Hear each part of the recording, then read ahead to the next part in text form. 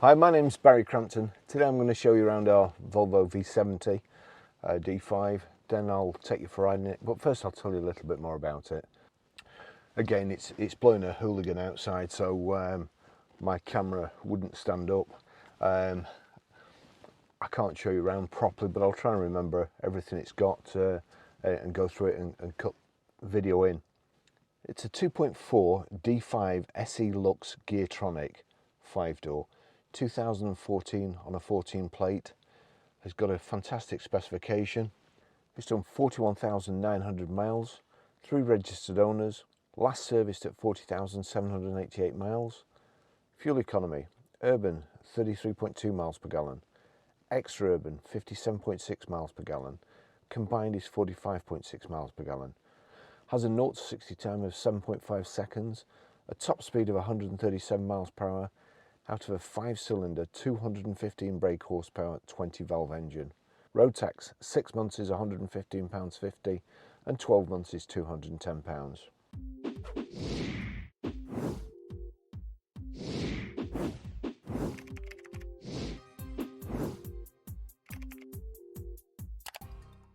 So we'll get the car started, foot on the brake, the Volvo key in the ignition there, and the stop start button. Car's got heated front screen, which is brilliant. It's also got heated seats, usual Volvo things. The blind spot indicator, which is fantastic. It does have lane departure warning there, which I've got switched off at the moment. When you cross a line without indicating, it makes a noise like the $6 million man throwing something. It's, to be honest, it's so annoying. It's unbelievably annoying. So I've got it switched off. So this has got lane departure warning. If you go towards the lines, there's nothing behind me, but, and also if you see there's a car coming up. It's also got blind spot warning, and there you go. Orange light comes on.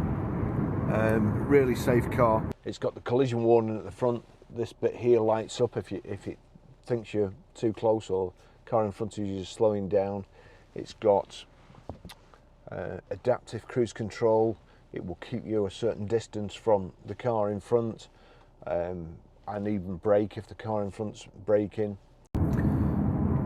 So if I set that to set to 70, you see the car in front is only probably doing 50.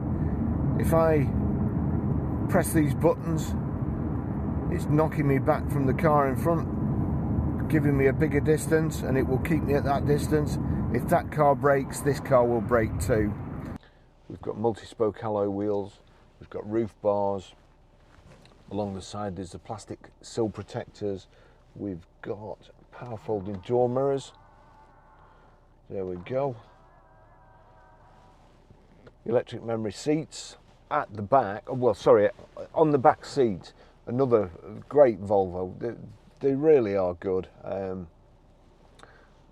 back seat in this Volvo has 2 inbuilt child booster cushions, and they don't look, you can't tell unless you lift them up, you can't tell they're there. It's not like a stupid add-on extra from Halfords or anything. It's a proper thing, so you can put the seat down and you're just as comfy with the seat down before, and you don't have to take your booster cushion out of the back and put it in the boot.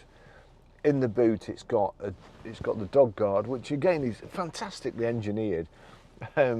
It's got like 2 suspension rams on the side to let it down, whereas normally, you know, in other cars it'll just fall down and clang. And then the owner, or one of the owners of this, has had a proper dog cage built at the back, so they can't, you know, they see another dog. I see it all the time. Somebody's had a dog in the back, their dog's seen another dog going back, and it's like that on the back window, and then all your rear windscreen, the elements in your rear windscreen's ruined, or it's all scratched even. The claws must be made out of diamonds or something. But anyway, so that's, the car's like new, inside and out. It's a beautiful car. It really is a nice thing with lots of features. I'm just hoping I've remembered everything really. It's power open, power closed tailgate as well. I think we have reversing sensors. Yeah, we've got reversing sensors there. I've said it before, but I can't stress, if a salesman's life depended on selling a car in the weekend, or in the old days, between Thursday and Saturday, the Auto Trader used to come out on Thursday morning. If you were selling a Land Rover, Defender or anything, the phone would start going about 5 o'clock in the morning when the farmers got their copy. If you were selling a Volvo estate, the phone would start going about 6:30. People with Volvos, the proper people. I've never sold a car or bought a car off somebody with a Volvo that I've not liked. They must be like a questionnaire or something, or when you go in a Volvo showroom to buy it, they must see if you're fit to buy a Volvo, if you're a nice person. They're always family people. Never any cocky negotiators. Always nice. We got an email the other day off somebody who was looking at one of our Range Rovers, and he gave me what its part exchange was, and said, "I'll give you 4,000 if you're interested. 4,000 in my car if you're interested." Well, there's one sure way not to get a good deal, and that's to go in a showroom with your conditions, especially with me. Anyway, I emailed him back and said, well, you know, we'd want £6,995 if you're interested. And of course, I never heard anything from him. But you never get that with Volvo. People who buy Volvos say that they're always immaculately dressed. They're always couples. They're always nice couples and very, very pleasant. So, if you're thinking of buying this car, make sure you fit that criteria, otherwise we won't sell it to you. It's freezing out there, it's blowing a gale. I've been out there for about an hour, and my face is burning now. I was that cold in my hands. So let's see, drive. Here we've got 3-position memory seats. I'll take the seatbelt off first. I've not messed about with the memory seat in here. Position 3.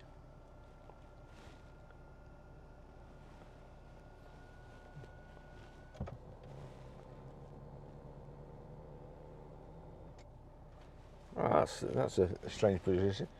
Short legs but tall.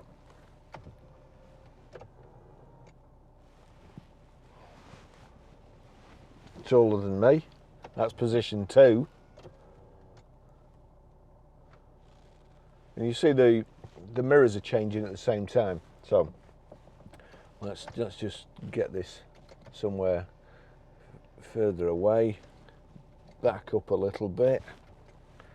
And that's it. Memory, position 1. Or do we have to hold it? Right, so I held the button. I held both buttons and it's beeped on the dash. Height and reach adjustable multifunction steering wheel. As I say on there, by pressing my car on there, you get a menu. Activate reduce guard. Okay, deactivate reduce guard. Oh, so that must be locks and alarm, it says on there. So my car, we'll press it again, and then there you go, down to side mirror settings. If you go to side mirror settings, when you put it in reverse, like so, there you go, the mirrors are moving and pointing down at the curbs. You can set that from there, look, if and you can also knock it off. So we'll just go back. Actually, I need to exit that. We'll go back. Light settings, speed, location service, reset vehicle settings. Car key memory. That's probably when you get in with a key, it'll remember your seating position I would think. I'll just click that. Light settings, so we'll go back off that. Driver support system, okay. There you go, that's the lane departure warning. Road sign information, that shows up, tells you the speed of the road. ESC off, well, we don't want that. City safety, blind spot indicator, distance alert, driver alert. So we've got everything set here. I'll just put actually the nav on so you can see where we're going. Usual. This car park, lovely car park, lovely scenery, absolutely full. I usually pick them up. I've not done it today because it was too windy and freezing. But all these young people that we're saving the planet for by taking the enjoyment out of driving and buying an electric car. That's all the McDonald's cups, all the one-use plastic containers that they've just lobbed out the window. Oh, we've been sat there making out. That's do yourself a favour, go and buy a V8. Forget about stealing people's futures. There we go. Now, I'll just put these on. Should have done it before. As far as I know, they've not made it illegal yet to put your glasses on in a car. So the blind spot indicator warning's there. Volvo design, great. What happens is that if they put it in the mirror costs a fortune, and you're more likely to break a mirror than the little gusset in the corner of the window here. So that's a great idea. That just lights up orange when there's anybody behind you in your blind spot. The lines, let's say menu. No, I don't want to do that. I want to get out of there. So I want my car. Okay. Okay again. We'll put driver alert, collision warnings on, ESC, active bending headlights also. So it sounds like it headlights move around corners or point in the direction that you're turning. City saving, go to driver alert, click driver alert.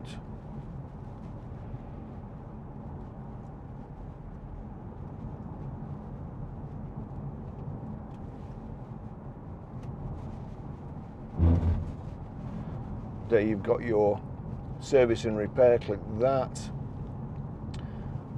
To service, 7 months or 6,971 miles.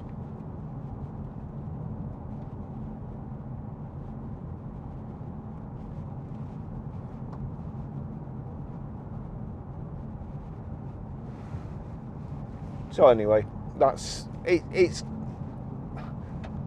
your fuel gauge is on the left. Then you've got coolant temperature, outside temperature, which is showing 4 degrees at the moment, but feels a lot cooler, believe me. Speedo in the center, rev counter, which is kind of a bar type going up or indicating up, and then what gear you're in. If I click the end there, you can go, you get your information display there in the center, and I can move along like so, oil level, contrast mode, themes, messages, trip computer reset, service status, all stuff that you don't need. And I have a theory that car designers, when they've designed something, they should be made to test it blindfolded and with gloves on. And if they can't get it to operate, they should be taken around the back and shot. because all Volvos are pretty good, I've got to say. Other cars, not so much. You know, with looking forward here, I can go to, when we get around this corner, I'm going on about being distracted and messing about with switches going around the corner. So if I go here, I can feel the switch and know that if I press that, that's my heated seat, and if I press it again, it'll go down to 2, and if I press it again, it'll go down to 1 without looking. All good.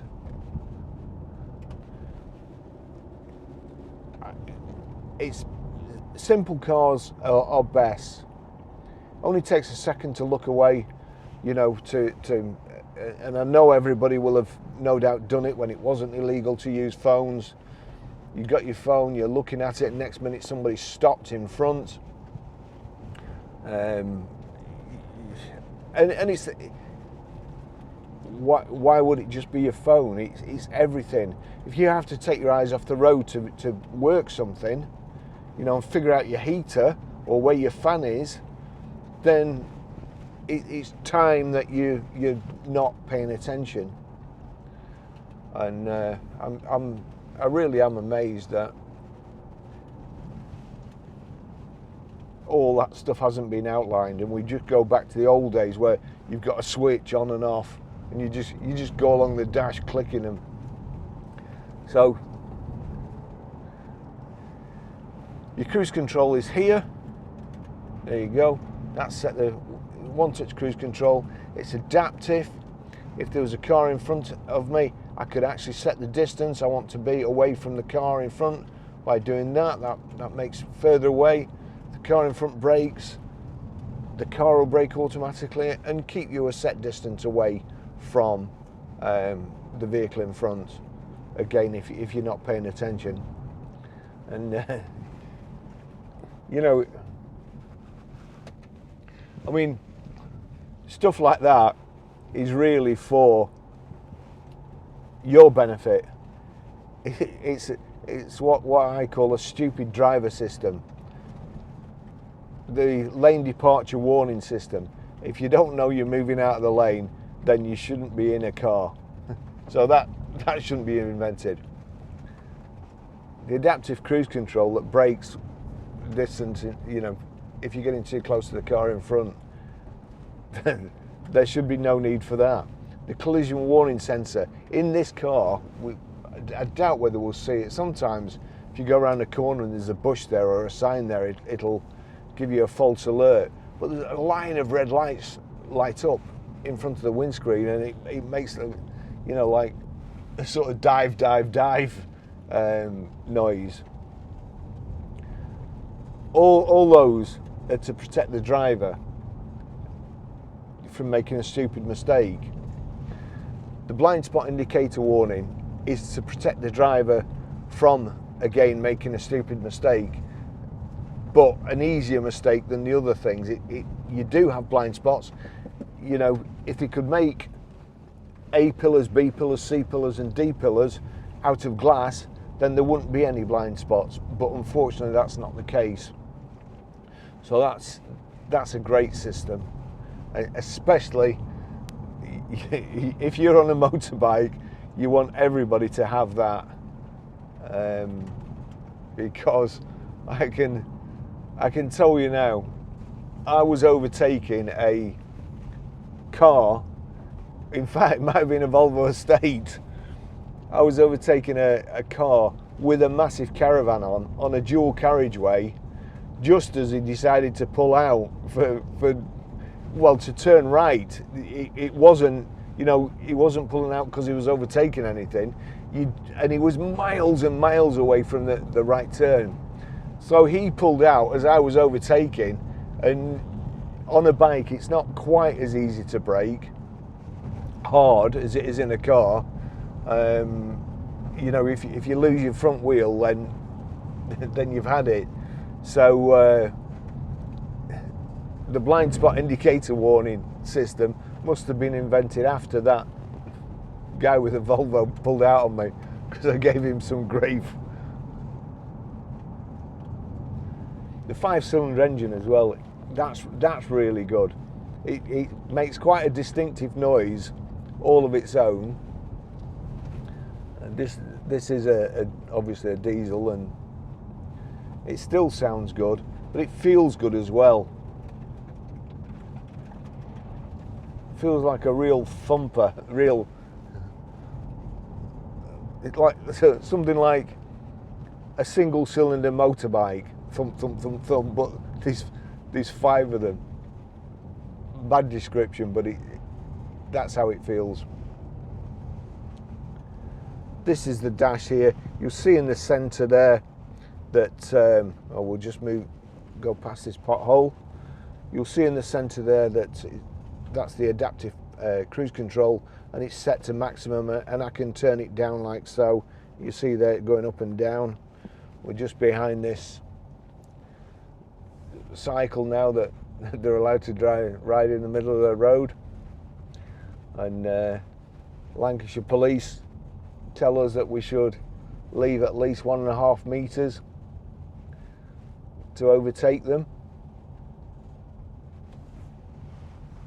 I can't see anything that's coming anyway. I can't overtake here. The blind bend, I couldn't tell what's coming, so now we'll give him a bit of room.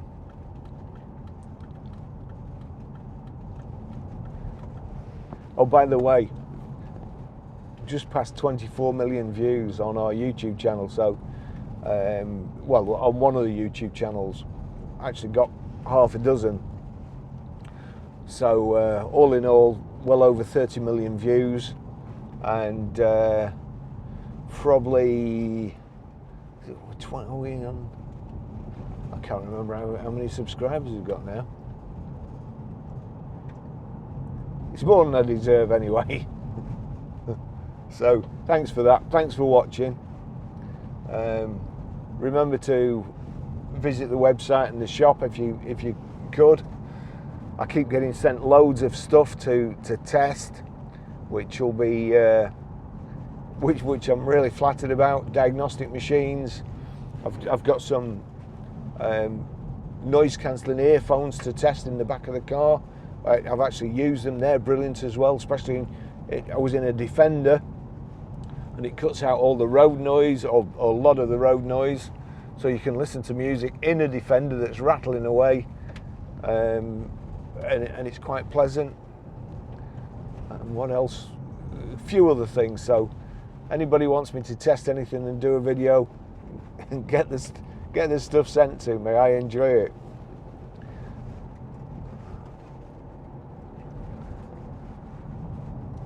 I actually getting quite warm there. So there you go.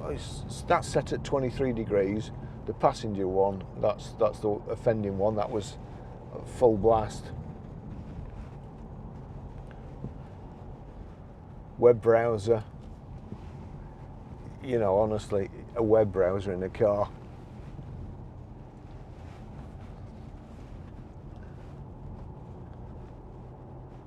Unbelievable.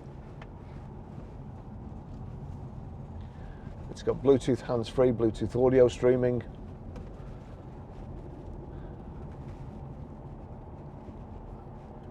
Good sound system. It's nice and quiet. I was just looking at the glass before, when I wound the glass down.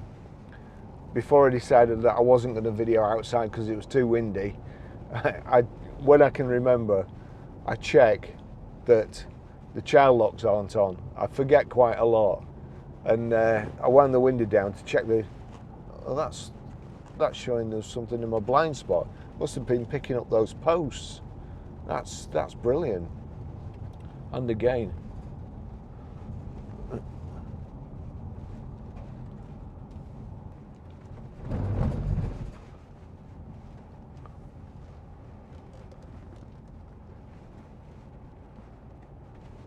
lovely and smooth. You can also knock the gear selector over there like that. So that's in sport. Listen to that noise now. That's what I'm talking about there, the engine. Hang on, let me just knock it back. They do have a sound of their own. just using engine braking to come down the hill here, which it's a lot cheaper using your brakes than destroying your gearbox. What a great car. I must say we've got a real good selection of cars in. They are fantastic. Usually there's perhaps a couple, especially when it's all right when you buy the cars because you can choose what you buy. When they come in part exchange, you can't necessarily choose what you're going to buy, and so you end up with a couple of cars that you're not perhaps as fully behind as the ones you've bought. All our cars at the moment, they're all fantastic. It really is quite. John's very selective when he's buying them. Only gets good cars, and it's great to work in that environment as opposed to in a main dealer where they've got a buyer.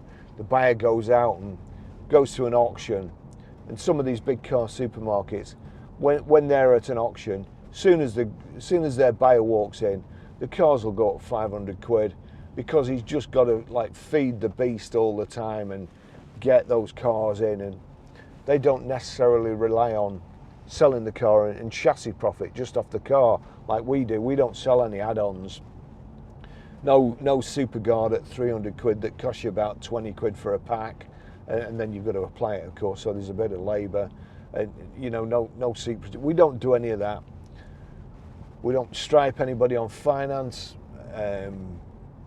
We don't sell gap insurance or protected payments, any of that sort of stuff. Warranties at inflated prices. We don't do that. These people at the big car supermarkets, they're all targeted on, the salesmen are targeted on, they've not just got to sell cars, they've got to sell all this other crap with it. So they can afford to buy a car and have no chassis profit in it, and they'll still end up making a fortune by the time they've introduced you to the finance and insurance man and convince you to leave your money in the building society because it does more good there, and take their finance. They don't need the car is just a way of getting you in to sell you other products. We don't do that. And the other thing is that anything that goes wrong on these cars, and they do go wrong these days, we can't do anything about it. They're not like the old days. They go wrong, and when they go wrong, they cost a lot of money. That anything that goes wrong comes out of our profit. We don't do it on a third party. We don't do warranty claims on spurious warranty claims. Send cars out with an extended warranty that we know there's something wrong with, and then when the customer notices, we claim on the warranty. That happens all over the place. And I remember one dealer, talking to one dealer, and he said, gosh, it was Vauxhall, SuperGuard warranties, I think it was. And he says that the SuperGuard warranty guy came round and he said to me, do you know your garage is second for claims? And he says, so I went straight into the workshop and I bollocked them. He says, next year I want to be number one for claims. And that's it. So we have to, these drives, 70-mile round trip that I do to video them, not just to photograph them, but to make sure that everything's all right and I can't find anything. Even things like the wipers, there, that's not squirting so good, I've got to say. It may just because there's no water in it. We'll have to check that when we go back. But that's what these test drives are for, to show you that A, we've got the car, B, I'm quite happy to come up into the middle of nowhere on a freezing cold day and not be frightened of it breaking down and getting frozen to death or stranded. To show you how well it drives, to show you how good it is on the outside and on the inside, and all the equipment it has. So hopefully I've done my job here. We're just about to the end of the drive here. Volvo estate, the estate car that all other estate cars are judged by. So it's very well equipped. It's got a sat nav in it, which is good. It'll get you there. Nothing too fancy. No silly iPads. Indicators. Your volume control here for your radio. All good. Nice front central armrest. There's a USB charger point in there and an aux in. Your cup holders. All good.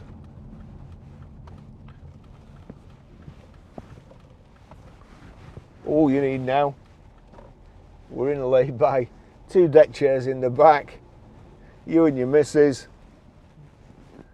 Volvo estate, sit outside, enjoy yourself, enjoy your retirement perhaps.